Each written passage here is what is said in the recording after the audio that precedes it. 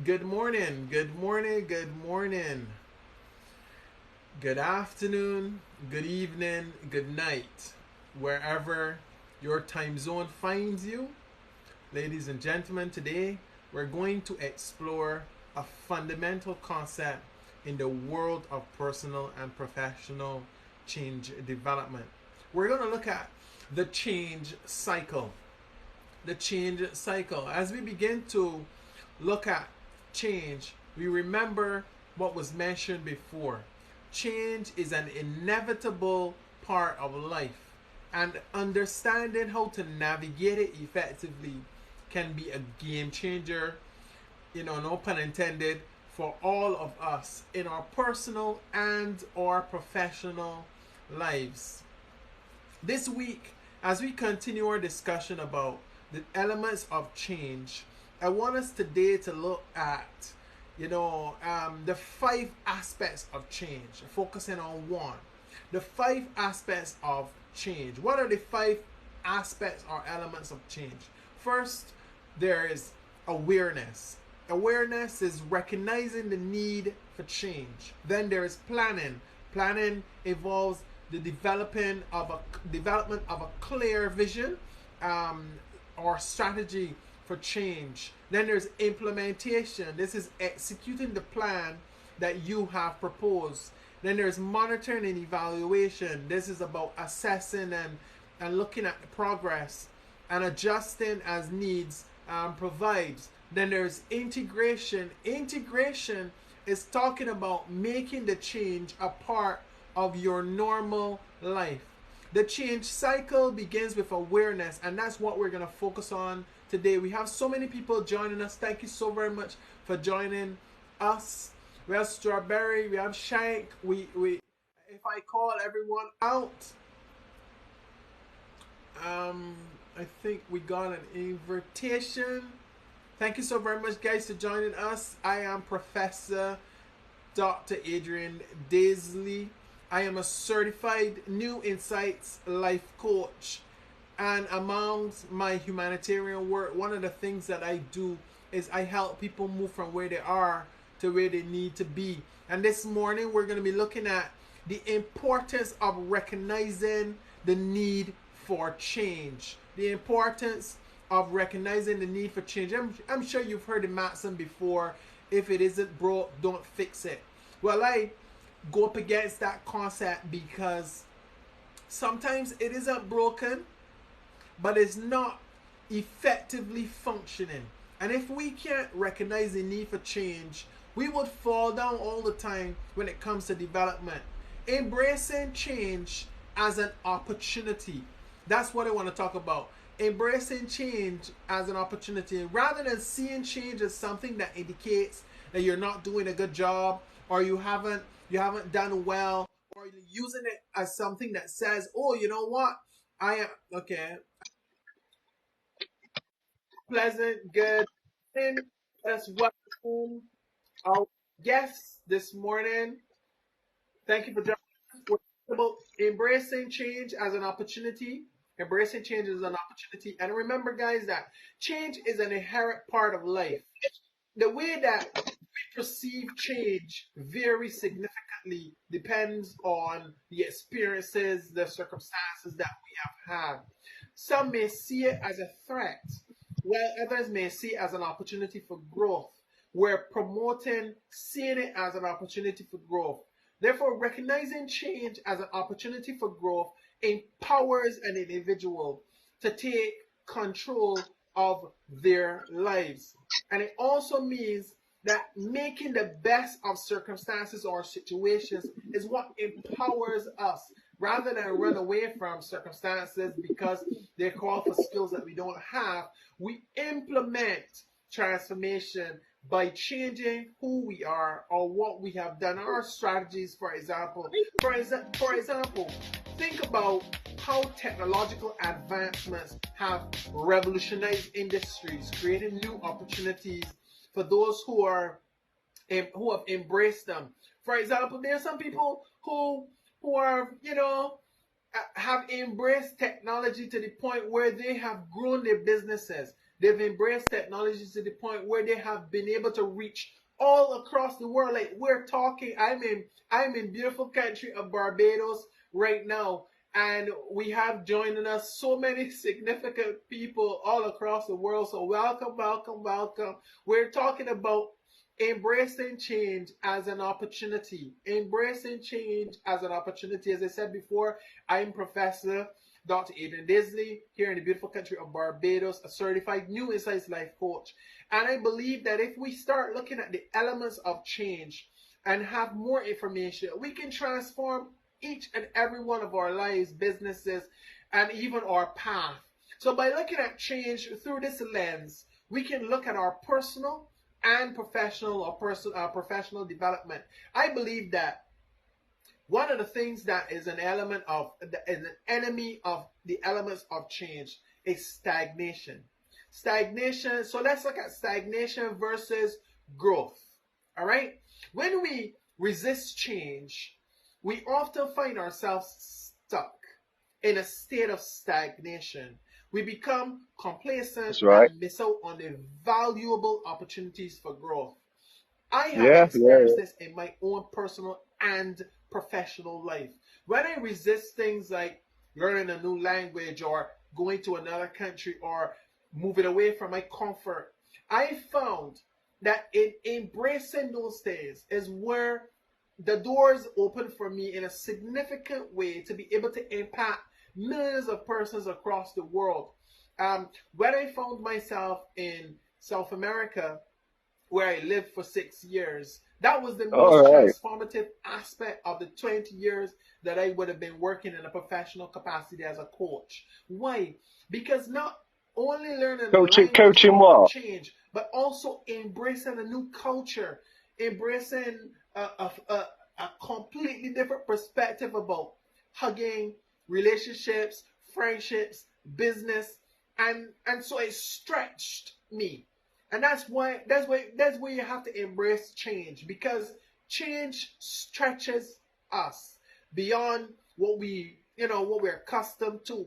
But the other thing about change is that change can be a beautiful thing if we beat reluctance. Reluctance is the space of comfort that tells us, you know what? You don't have to change. Things are not so bad. As human beings, the reality is that we only change when we feel threatened. We only change we're not perfect, when are we? Feel as though there's some level of comfort on the other side. Unfortunately, this is the reason why we run away from change. We run away from change because we resist anything that appears to be condition daily. But I have in my life resisted anything that said, you know what, maybe this is going to cause you some pain. So you find yourself running towards comfort and running away from what appears to be painful. But because hidden behind the walls of change, is that you're talking someone. You're talking somebody what's been on drugs and changed, and that place where you open yourself to a new relationship. You open yourself to learn a new skill. You open yourself to learn more about different people, embracing different cultures. We talk. And so, because change is difficult, adaptation is hard. Adaptation is hard. I'd like to join in. Massive skill. Hello, Kane. Valentine Rad. You will create 265. What are you saying? So much value where you are, and rather than your value come from, we've got to win this battle. Come on, or your value come from your money. Give some love. Come from the person that you are forming, the person you're becoming. The maxim here is that what are you saying? You become the message, and when you become the message, I think he's muted. Look for value from things. The value comes from out of who you are. I think I'm muted. So in this rapid changing society, adaptation is very, very, very important. In the fast-paced world that we're living in, change is happening at an unprecedented rate. Wow, that changed the tone. industry shift. Uh, People did I get bike change. fixed? No. Challenges Unfortunately, emerge I that can't. It's the continually KTM, so I challenge can't get it in our skill just set, yet. challenges our I'm minds, gonna even try. sometimes challenges I was just trying to our rush it in, history, our experience. And but that I'm gonna causes us to I'm gonna feel do it a on a live little because I uncomfortable. can't get a But word in on this staying one. relevant and And competitive, because it's competition isn't beating me. only It's done beating me in in battle. the corporate, it It's is beat me, also done look. on a personal level. I am Not always in after. competition with myself. I'm But always I'm still reviewing riding bike, who I but was no, it's yesterday and still asking buggered. myself, how can I be better The top and the about grip being me, and the bonjour today Jandabo. than Not the I problem. was yesterday. I also think being on I the do agree with inside what you say, my brother. I agree to let someone else speak. have You come in to embraced play match with people, first of all, you say hello. You adaptability. don't say hello, you're talking We too have much also without embraced saying things hello, like innovation. without introducing They've yourself. thrived to face rapid Is change. that how you I people believe behave? that if we start looking at, yeah, we have so many persons joining us. Thank you so very much, guys, for joining us. If we start looking at recognizing the signs of change, it's going to put us at a better foothold on transformation. So personal reflection cause us to look not only inside of ourselves, but it also causes us to look at ourselves. And why is this important? This is important because personal reflection is a powerful tool for recognizing the need for change. It involves looking inward to understand our feelings, our aspirations, our sources of dissatisfaction, but it also regularly helps us to evaluate our goals and our values. We can pinpoint areas in our lives that may require adjustment. For example, if you find yourself feeling unfulfilled in your life, in your career, your personal reflection might be something that you can embrace to help you decide whether or not you are dissatisfied in your personal life, you're dissatisfied in your professional life. There are also external signals of change that you need to look out for. For example, the world around us provides us valuable cues for change. In our lives, if we are honest with ourselves, we will see that in business there's marketing trends that indicate there's a shift in the industry. We're now going into the fourth industrial revolution, which is the digital age. And, you know, we fight change all the time because it is so unfamiliar. There is no information that we can use there because we've not gone around the learning curve. But if we start to ask ourselves hard questions, you know, the world around us that we live in is always an indicator of what we need to shift. Um, you have market shifts, you have trends, you have what is the latest thing on the market. But if we look personally, years ago it was counseling. Then it shifted from counseling to consulting. It shifted from consulting to coaching. And I'm sure that there's going to be a new fashion fad in the change strategy. Is maybe it's going to branch out from coaching to something, maybe coaching, psychotherapy, and organizational development, something like that. But whatever it manifests itself as, we are going to have to reinvent ourselves yet again. If there are any questions, I want to pause here and give you the opportunity to ask any questions or share any comments that you might have.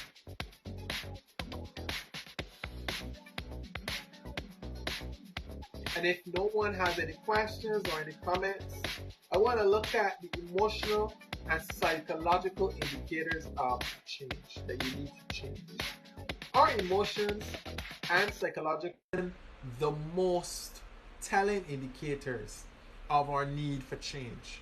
If you find yourself overwhelmed by stress, plagued by anxiety, or even experiencing burnout in your emotional, psychological, these are emotional and psychological signals, I believe, that there is a need for change. You might might not necessarily have a life-threatening experience that causes you to know that there's an adjustment and there's a necessary need for change.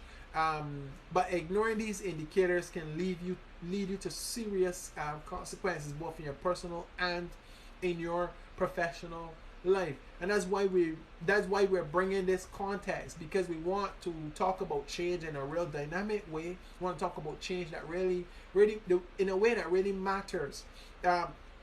We want to look at change strategies, because if we don't learn to cultivate a change or growth mindset, because a growth mindset really is a change mindset. A growth mindset, it is really, it has been advocated by a psychologist by the name of Carol Dweck, in the belief that abilities and intelligence can be developed through effort and learning. It embraces the mindset that tells you, you can challenge failures and opportunities for growth, rather than see failure as a setback. You see it as an opportunity for you to actually grow. And by adopting this growth mindset, you can overcome fear and resistance to change. It also means that, it enables you to empower yourself. So setting clear goals and objectives is very important, a big part of what we call the change cycle. Defining clear, specific goals, objectives provides direction. It also means that during difficult, hard times, these clear, specific objectives and goals can guide you so that you stay on track and don't lose yourself in the process of this transformation. I want to say thank you so very much for you guys who are joining us. There's so many of you guys are joining that I can't call all of you, but I'm going to try. We have your smoke, British brown sugar, Lucam, Gary, George, Sharon Jack. We have Gano, JJ. We have Mel B, Garrett, Joanne. We have so many people. We have Keen, we have Mamzilla, we have Boy Smile, we have Rakeem, we have Rivash, Sheen, Gavjam, and so many others. Thank you so very much, guys, for joining us today. We looked at the change cycle. I am Professor Dr. Adrian Isley, certified New Insights life coach, and it was my pleasure to bring you this aspect of change. Join us again, and we'll talk about how do you implement change in your personal and your professional life. Thank you, guys. Cheers. Namaste.